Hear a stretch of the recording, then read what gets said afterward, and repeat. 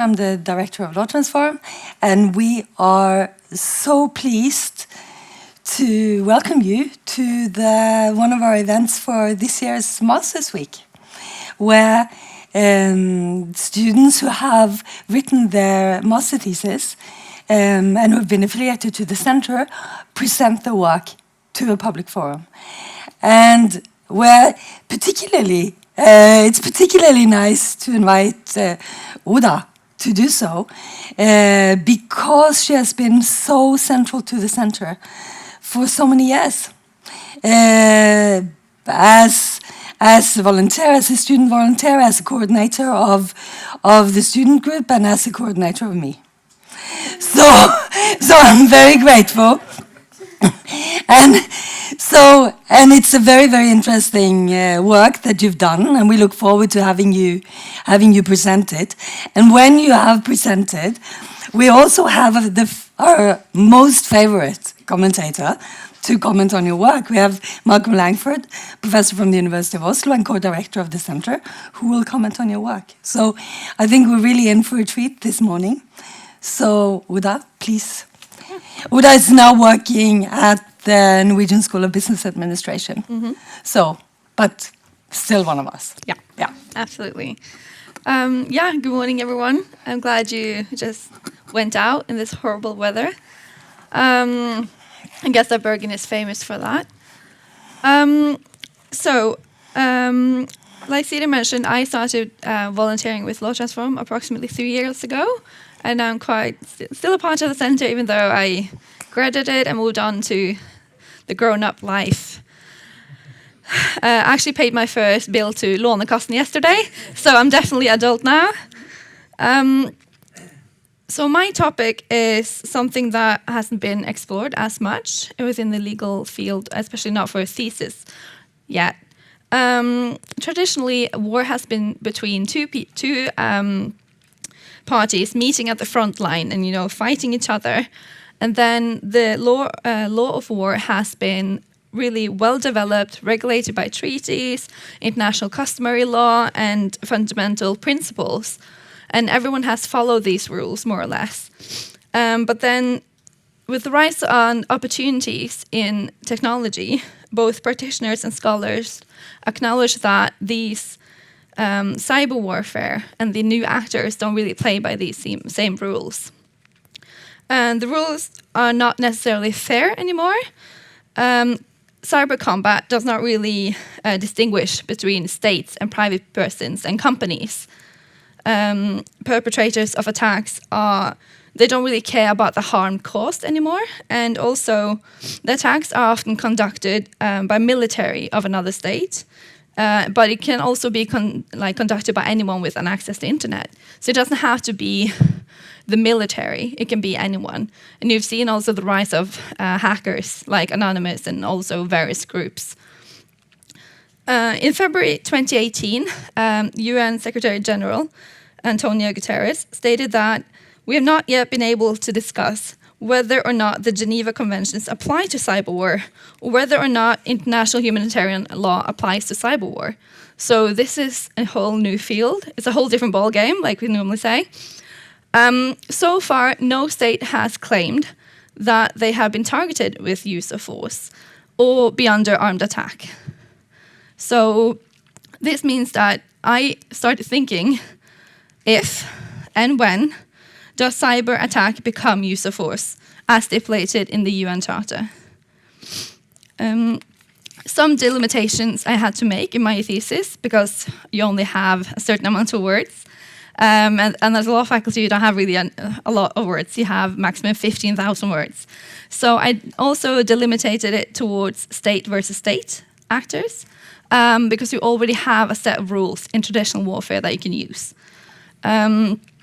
I also had an issue, obviously, with law regulations. Like I mentioned, that you have international customary law that normally the actors play by, but now it's something else. So NATO gathered an international group of experts that created together the Italian manual that it's not an official treaty or guidelines, but it's very good principles, well developed throughout by international experts from various countries. But I have to say that these are obviously influenced by geopolitics. So you have to have that in mind, that they have an interest. So that's also something I had to think about while I was reading various academics. And okay, so this person is from Israel, this person is from the US. They have different interests in mind sometimes. So the UN Charter, let's start there. It's a prohibition of using force. It's seen as a pillar in international law. So, however, the UN Charter does not really have a definition or criteria when it comes to the use of force. And therefore, I started looking at, okay, what does this word actually mean? It's quite ambiguous. And then, according to, as a good law student, I have this collection of treaties. So I looked at the Vienna Convention, and it says that a treaty shall be interpreted in good faith with accordance of the ordinary meaning to the terms of the treaty in the context of and light of its object and purpose. A lot of important and good words. We're going to go through it. And then, since I found the word force quite ambiguous, I thought, what would Hermione do? I went to the library, picked up a dictionary. Blackwell's Law Dictionary said that force is defined as power, violence, or pressure directed against a person or thing. Quite broad. So it's not really, it implies that force can be anything. It can be all sorts of actions, including measures of economic and political coercion. And then I looked at the preamble of the UN Charter, like the Vienna Convention says. And then the purpose of the UN Charter is to save succeeding generations from scourge of war, not to ban all forms of coercion. Together, I thought, okay, so this narrows it down a bit, resulting that it's military force we are talking about, not all sorts of force. And then I also looked at several other UN General Assembly resolutions, such as the Declaration on Friendly Relations, that supports this understanding that we're talking about armed force, military force. And then also, even though resolutions are not binding in any way, it's a good way to see subsequent practice within the UN. And then also a proposal by Brazil to extend the prohibition of force to include economic coercion was just denied blank. So we have, as a result, military force. And then today it's really not, it's undisputed that the prohibition of use of force is considered jus cogens. And that means that no state can opt out. This is, you have to follow this. And then, okay, so about use of force, what does that entail? In a very famous International Court of Justice case, the Nicaragua case, the ICJ ruled, amongst others, that the US had violated the prohibition of the use of force because they refrained from intervention in the Nicaragua sovereignty. So the United States, they, like it says here, they trained, armed, equipped, and financed and supplied the Contras, an uproar group in Nicaragua. But it was not together considered as threat or use of force. However, some actions by the US was considered as a use of force, such as they laid out landmines. So you have a difference here. And then you have, okay, so we already know that equipping and doing all these sorts of things is not enough. You have to do more. And then we already have some criteria, some scale, like a scaling criteria, developed by Jean Pictet, that you can look at the scale and effect of something to see whether or not it can be seen as as a use of force. So you have this we have a mere frontier accident at the bottom. Remember that these are developed in a time where the parties were on the front line. So it wasn't enough that a soldier just stepped over the border. That's not enough. That's not an act of aggression or anything. So it needs to be something more. And then we move up to the use of force. Okay, are we within this area? And then further up, armed attack. And then if it arises to an armed attack, that gives a right to self-defense. So you have this little build-up that you have to look at. And then just briefly, introduction to cyber operations, because that's what my thesis was about. There are very many different ways to conduct cyber operations, both defensive and offensive.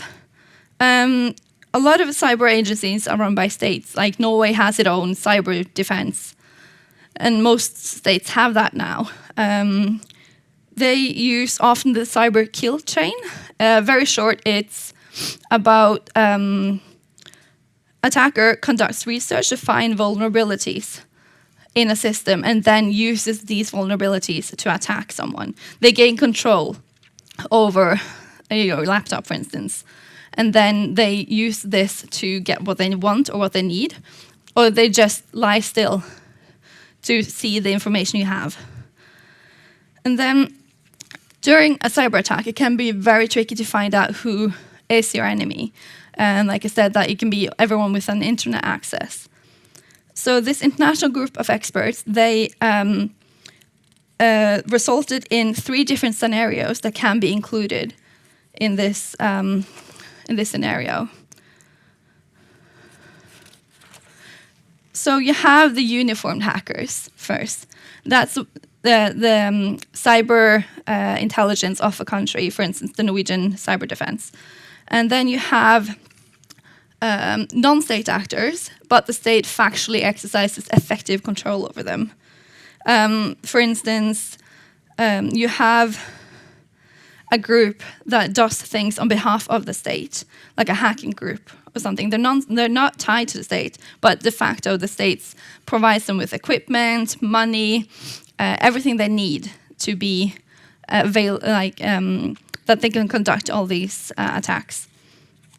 And this was also further developed in the Nicaragua case, not in cyber, but it has to be some kind of assistance the state provides. And in the Tadic case, it says that when the state has a role in organizing, coordinating, or planning military actions, in addition to financing, training, that's when we talk about this. It's not the state, but de facto it is the state that conducts these actions. And also, the third scenario is not going to be included because it's not actually done by states. It briefly involves hackers that are encouraged by the state, but it's not the state de facto conducting because they're not providing all these different things. They're just encouraging them. So, cyber attacks and the use of force. So, since the Tallinn manual is non-binding, they have, but however, they have created this, which is their version of the UN Charter, Article 2.4. So this means that if you look at this wording, it has to be formed by a state because it says members. So it has to be a state. It can't be just an interested hacking group. It has to be someone tied to the state. And then, like I mentioned, this can either be the national army or it can be groups tied to the state because they get equipment or financing and so on. And then the cyber attack must reach the threshold of the threat or use of force. And then finally, it has to be put in the manner of international relations. This requires that the threat or use of force cannot not only be conducted by a state actor, but also against another state.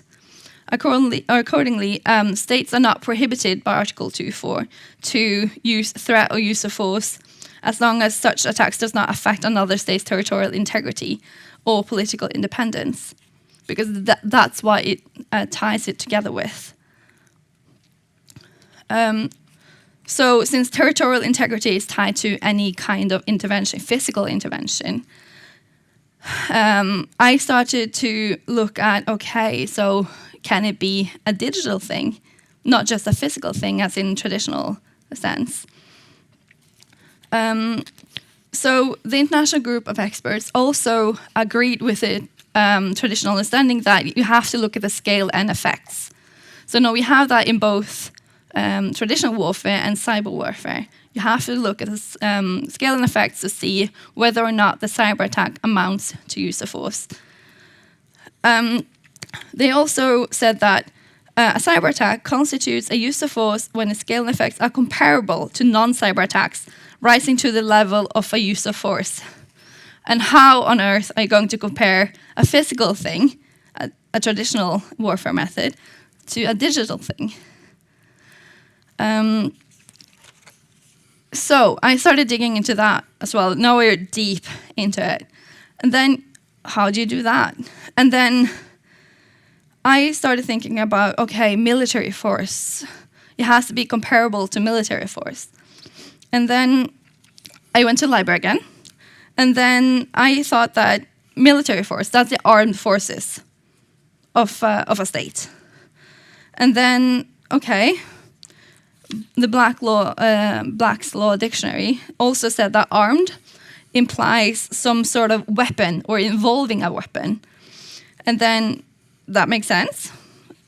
And then I thought that this is in line with the ordinary meaning, like the Vienna Convention said that it has to be. So it's not really anything, a binding understanding of a weapon. And then I thought a weapon is an instrument or something designed to cause injure or kill someone for that matter. And then the International Committee of the Red Cross has defined weapons as means to commit acts of violence against human or material enemy forces. What's common for these understandings is that the state must have been involved with an instrument to create violent consequences. And then, so we have this understanding now that we have to have some sort of weapon to conducted by a state to cause damage. But does it have to be physical damage created? You can see you can see the result. And just to illustrate what my point here is that imagine the River Nile.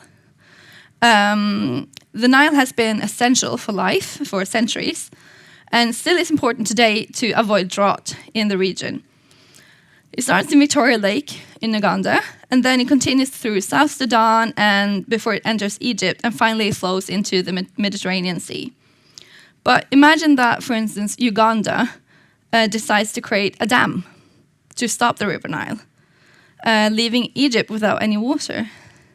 So is it reasonable to assume that the action has intentions to influence the territorial integrity of Egypt? Even though no military use of force was involved, they just built a dam. They didn't use any weapons.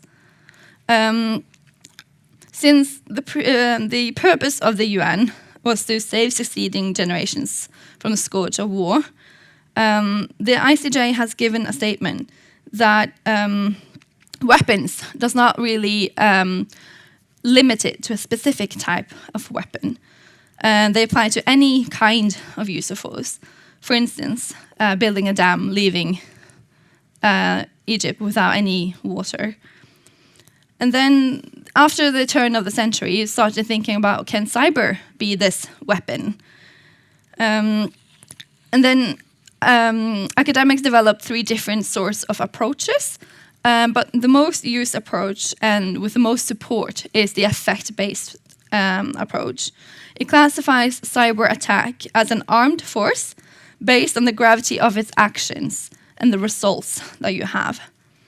So any cyber attack that causes or is reasonably likely to cause the damaging consequences normally produced by a kinetic weapon should be considered as armed force weapon.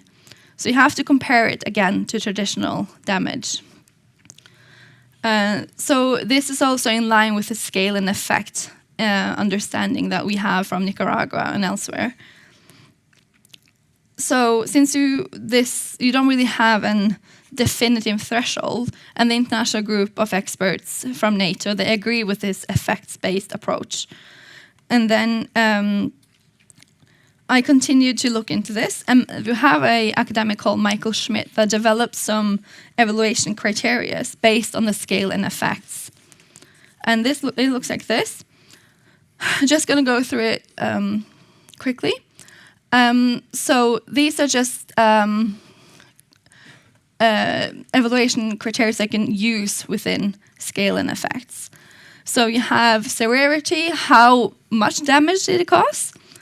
You have immediacy. So if the consequences of an act is revealed sooner rather than later, it is easier to tie it with a cyber attack. Directness, and then the more time it passes, it's easier to deem it as a violation as a result of cyber attack. Invasiveness is the degree to which cyber attack intrude into the targeted state. Is it the banking system? Is it just traffic lights? What is actually affected?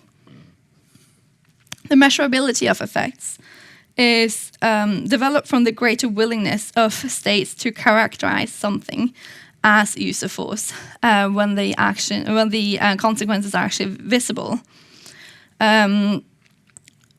With cyber attack, this factor can be less apparent because it can be evaluated in specific terms. How many servers were disabled? The percentage of confidential files stolen? And then when it comes to military character, that goes back to you have to compare it to a traditional attack used by traditional weapons. So if the connection between the cyber attack and the military operations is closer, then it's easier to look at the scale and effects.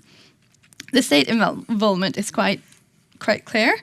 And then the presumptive legality. So international law is often framed positive. Acts that are not forbidden are allowed. That means that in absence of a treaty or accepted international customary law, the act is presumptively legal. At this point, international law does not prohibit propaganda or mere economic pressure per se. So these acts are presumptively legal. Because there's no international law against Russian bots putting out a lot of information about Bernie Sanders, for instance. There's no international law against this, so it's legal. And also, I must say that these factors are not all. There's several other factors that you can think of and that can be used when you evaluate the scale and effects. So in my thesis, I also looked at 2 different scenarios. I don't have time to go through them today, but one of them is when a cyber attack actually causes physical damage to something, or, for instance, loss of life, damage to property, injured to persons, or reasonably likely to do so. Does it then reach the threshold if you just have a little bit of damage? My conclusion is that if you have a loss of life, yes, it's a use. Then you're reaching a threshold quite a lot easier. But then I looked at the Stuxnet case, where you just have a little bit of damage to a generator. Even though it's physical, is this enough? And then I also looked at a scenario when you have not loss of life or physical damage, but you have hacking into the central banking system. I looked at a case in Estonia because Estonia is very far ahead when it comes to digitalisation. They have everything online. Norway is just like baby steps compared to Estonia. And then it looked at, because then hackers managed to get in. They changed the media. They removed banking access. No one could get the money. Traffic lights were off. Infrastructure down. Is this enough to be considered as use of force? My conclusion was yes, this is enough. So altogether, to summarize this before we go into discussions, is that yes, cyber attacks can be a use of force if it reaches the right threshold. You have to do, cyber can be a weapon of means in war. You have to look at the scale and effects, just like you do in traditional war cases. And these are very good measures to look at to evaluate the scale and effects. So I'm really looking forward to all the questions and the discussion.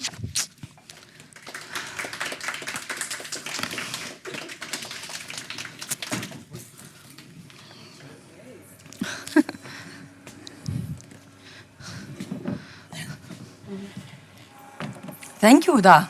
This was super interesting. It's fascinating because, of course, you were sitting here and writing it, and I thought I knew what you were writing about.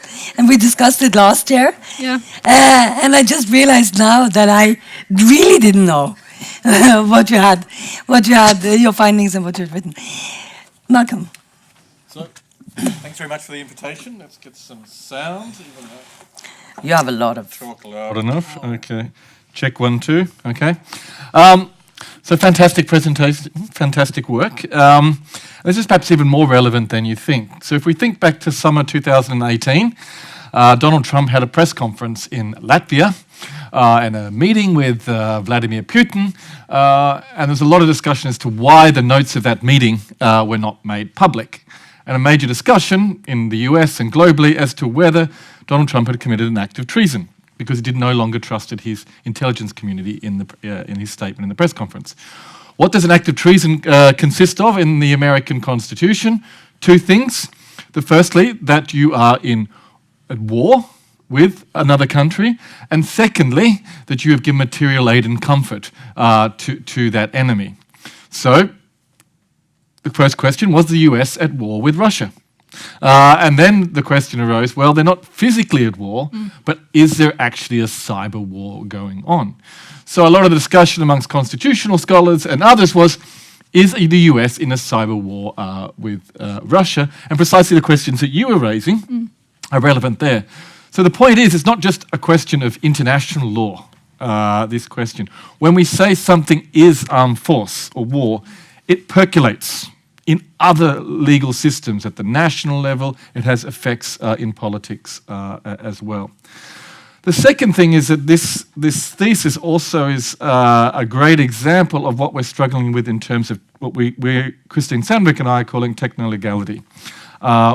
When technology transforms legal concepts, legal relations, legal institutions. And this is sort of typical with technology, and it's not just with cyber attacks. Okay, when we got the motor vehicle for the first time, we started to use that instead of the horse. All of our legislation was set up for horses, okay?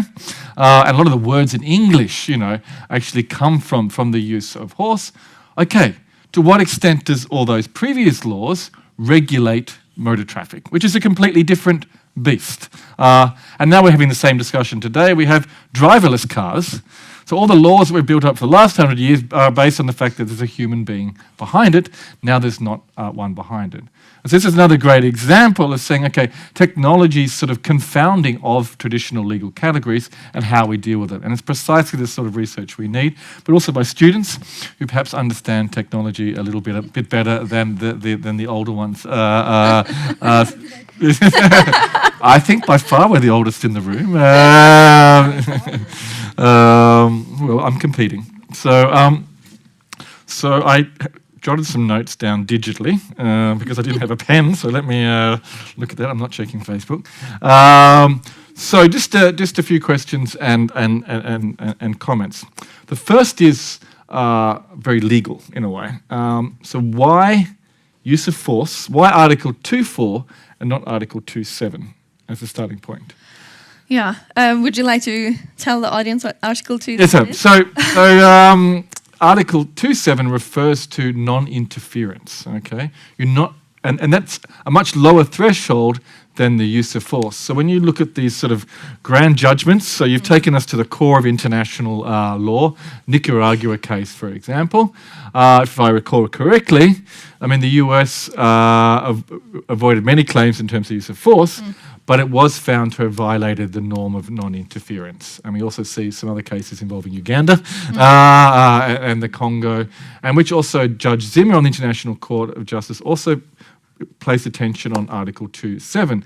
Now, obviously, the types of remedies that flow from non-interference are different from the use of force. For example, the right of self-defense, different types of monetary compensation that can be paid. But I'm interested as to why you went for the hardest question first and not perhaps the easier one and then built up.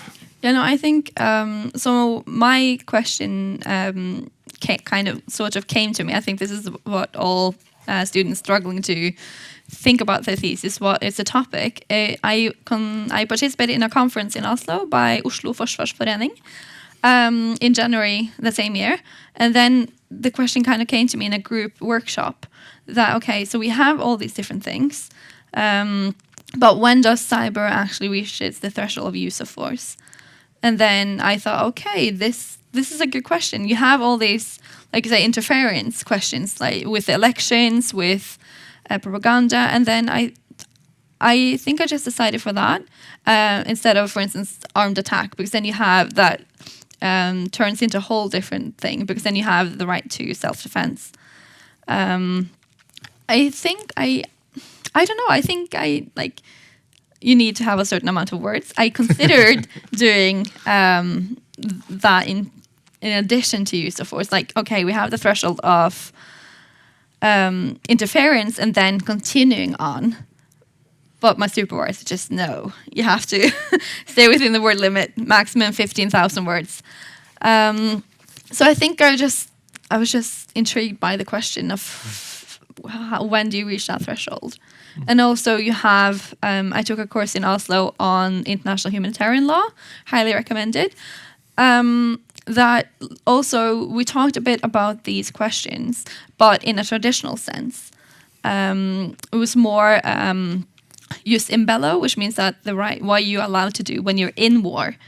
But also, you have to get into a war, and how do you do that? So I think I was just a bit intrigued by the whole thing, actually. So that actually kind of leads to the next question, but I think it's always good to take the hard questions. So I was just curious on that. So the second thing is it's sort of conceptual, and it's actually precisely what you mentioned in your last statement there. To what extent there's a sort of a tautology that we get caught in here, because we often understand. Use of force is what we use to understand when a war occurs. Yeah. That's the traditional.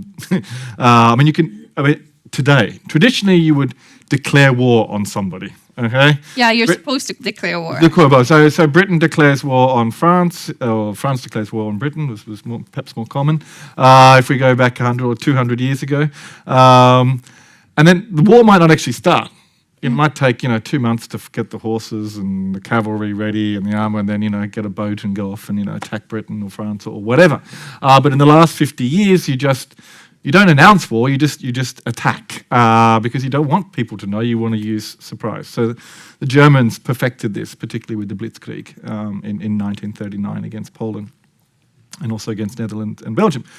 So we often define war as use of force. That's actually when war, and it's defined in a military domain. So the use of sort of physical military force.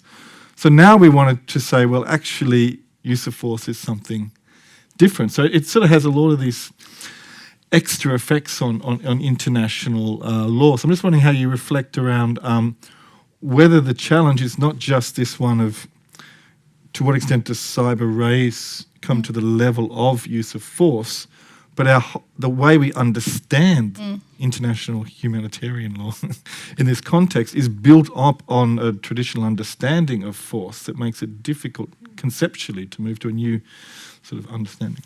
Yeah, and you can also see that this Tallinn manual that I refer to is a NATO gathered a group of experts within the legal area, different backgrounds and from different countries. That it's going to take a long time until we have a treaty, I think, because everyone has to get on board with this. We have to change understanding of war as we know it, like you said. I think that the younger generation might see it a bit easier because we grow up with technology. I remember I still had to dial on the internet when I was young, but some people in this room does not remember that or doesn't have an idea of this. And then I thought that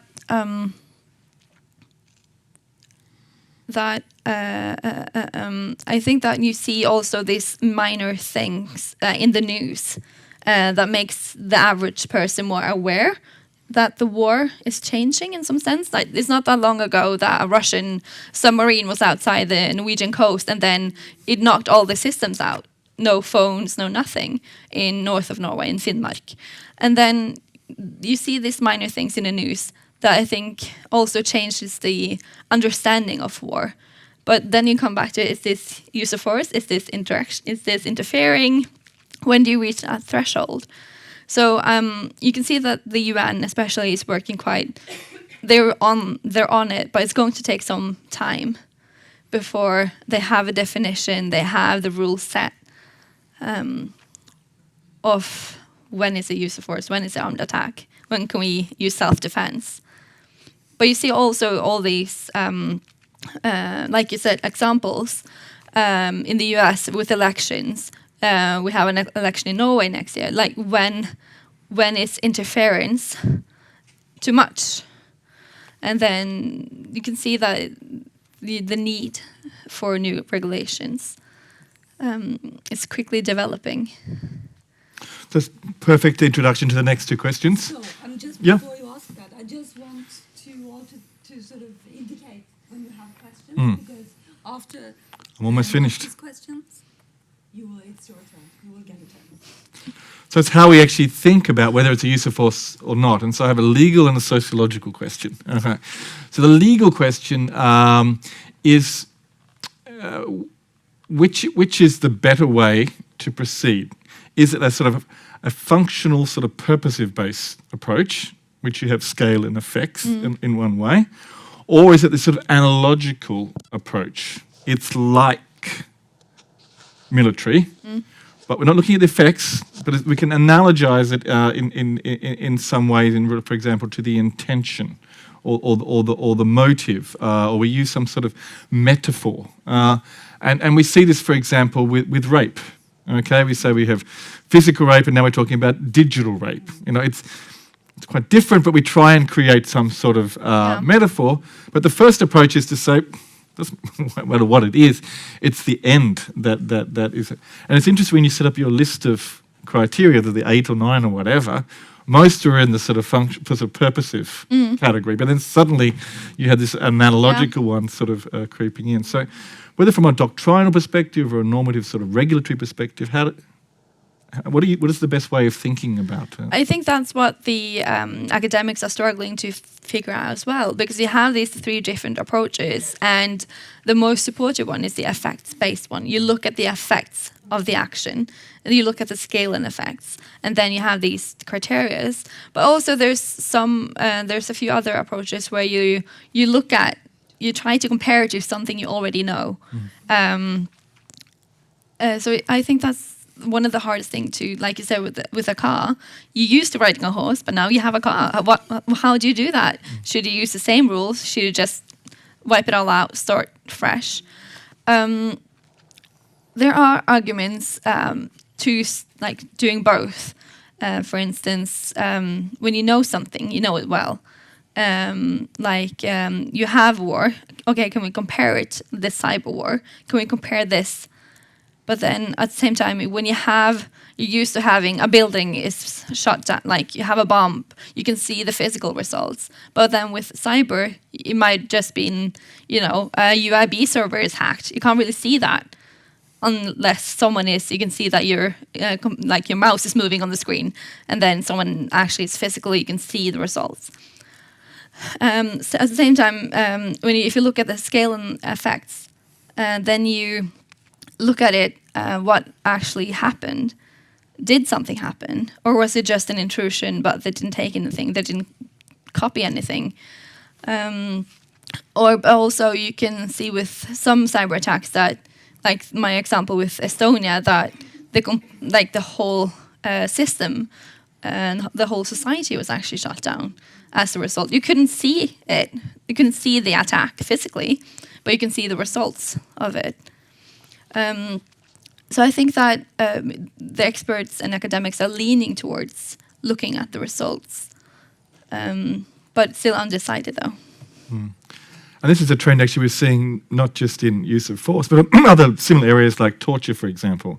Moving from a sort of physical definition of torture to the psychological dimensions. Even the recent attack by Iran on the US military base in Iraq, okay, a US soldier died, but you've got 40, 50 US soldiers, suffering from sort of psychological effects of that attack. So it's a transformation understanding. I'm going to give the word to Catalina, but I also wanted to know in this. Oh, I'm sorry. I was also interested in because it's also about vulnerability, and I was wondering whether that is part of the discussion in the literature. What constitutes the vulnerability of society in a digital age? And also how we look at infrastructure, because it's very. I mean, it's our infrastructure is digital in a very different way than before. So if that is part of the discussion, but I will give the word before you reply to Catalina. Oda, thank you very much for presenting your thesis. I think this is very relevant research, because it seems like international law is so outdated when it comes to serving as a tool for conflict resolution or dispute resolution. So as it is written now, like it's wars don't work like that anymore. As you have said, there's no war declarations anymore. No one calls, other state, careful, Achtung, we're going to attack, prepare.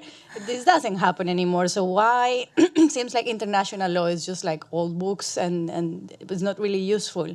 So updating, what does it mean use of force now in 2020? And I was wondering how does this affect, because I can totally see how a cyber attack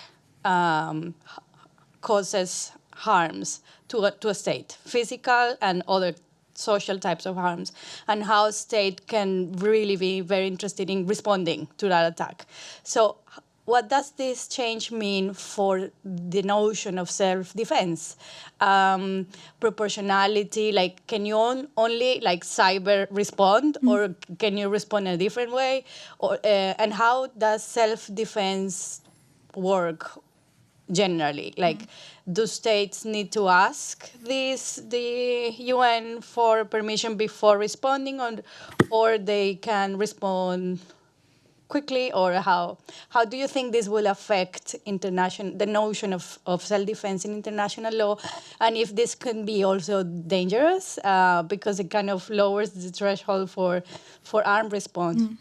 Yeah, I had a lot of really interesting discussions with my supervisor about this. We agreed not to include it in my thesis because of the word limit. But then we had talked a lot about that. So you're supposed to respond to an attack with proportionality. So it's, an eye for an eye kind of thought. But then how do you do that when, okay, so we have one server down, then we're going to attack you and ruin one server? Or when the damage is not visible anymore in that sense, how do you compare these? Can you only respond by cyber, or can you actually use the military forces and respond by a drone attack? Can you respond by other military means? So I think that the whole game has changed a bit in that sense. Just because you're not fighting perhaps with the same weapons anymore. You have all these different things.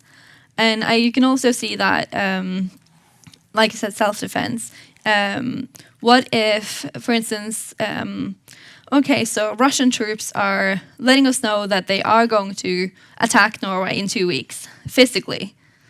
The troops are going to march over to Finnmark in 2 weeks. Okay, then you use self-defense because you know it, it's coming. But then how about cyber when it comes to that? You figure out by intelligence that you're going to be attacked with a huge cyber attack in a couple of weeks. How do you use self-defense on that? So while I was writing my thesis, a lot of these questions came up. And I know that if I would write something again, I would definitely look more into it. Yeah.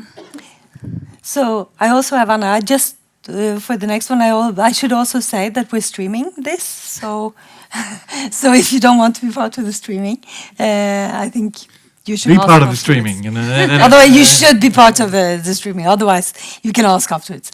Anna. Thank you, Oda, for a very interesting presentation. I think it's really good that someone's researching this because I think it's a very under-researched and discussed area. So thank you, and thanks for the discussion. I was going to sort of ask a more theoretical question, which you kind of touched upon in what you and Catalina just talked about.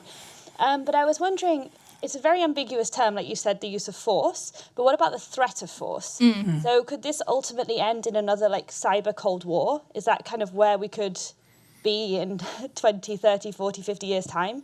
And what are the implications of this for international law? Yeah, I started thinking about that for my thesis, but I didn't have time to include it here. I was told I had 20 minutes. I went a bit over that. So yeah, I agree. So you have threat or use of force. The use of force, that's okay. But like Catalina said, you don't really say, hello, I'm going to do this in a couple of weeks. Embrace yourselves. These threats, they're different when it comes to cyber. And also, how do you measure threats in that sense? Because when you can't actually, most of the time, see the result, how do you see if it's actually an action or just a threat? So I think that especially is going to be, it's ambiguous, it's complicated to understand what this entails, especially when it comes to something you can only see the result of. I'm curious on how they're going to solve that if they actually create sort of a cyber charter, cyber treaty on this. Yeah. It's interesting you use the concept Cold War, because again that's sort of back to metaphors. And so in one hand, so I began to think, what is a cyber Cold War? Because in some ways we think about we might want to put just cyber warfare into the Cold War category. Mm-hmm. What you're trying to do is put it into the hot war category. So it may be that cyber Cold War is actually not direct cyber attacks, but you're ready to China's like, we can obliterate your entire digital banking system tomorrow, and we've got our finger on the trigger, to press. It's not the red button in the White House, it's the red button in, Chinese Google or whatever. They're ready to do that. But what we knew about the Cold War was also that proxy wars developed.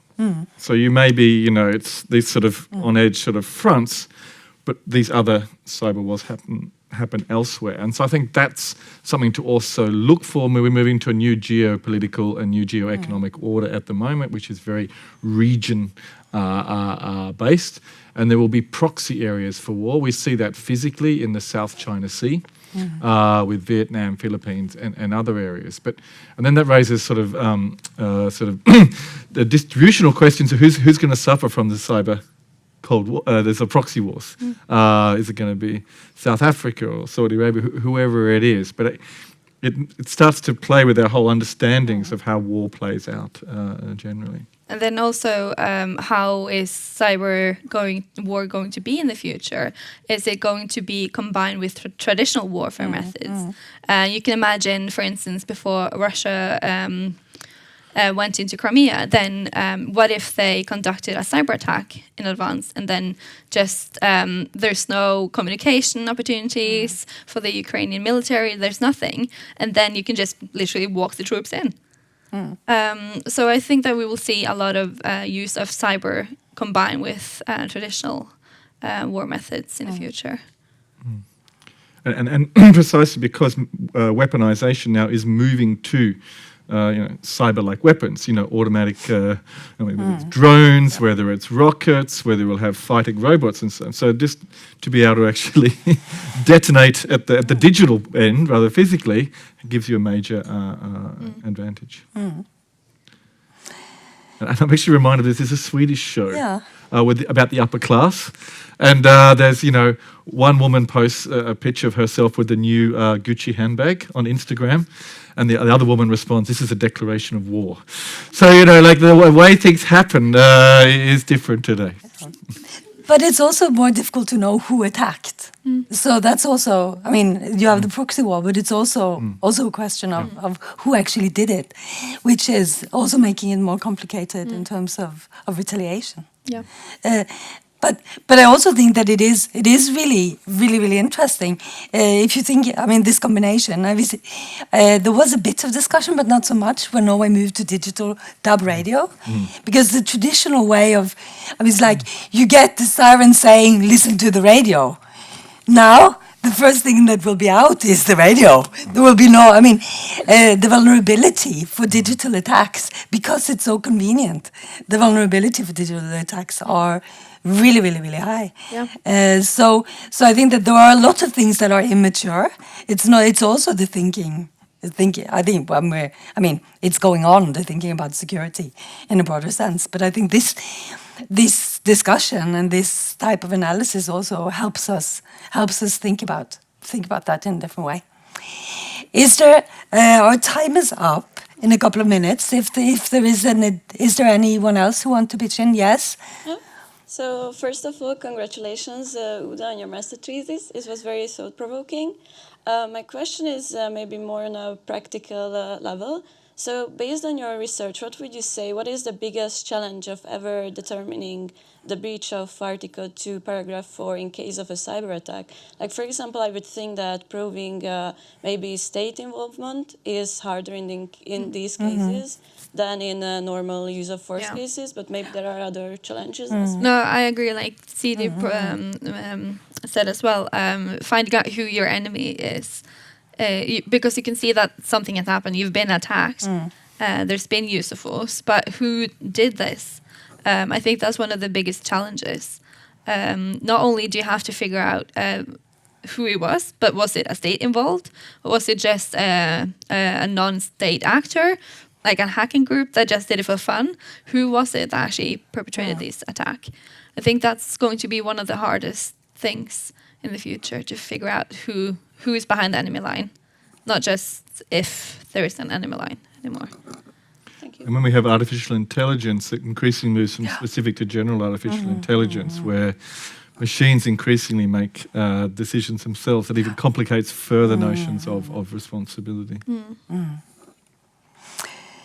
And on that happy note, I think we'll say thank you. Thanks a lot. This has been a very inspiring and eye-opening morning. Thanks to both of you. Excellent.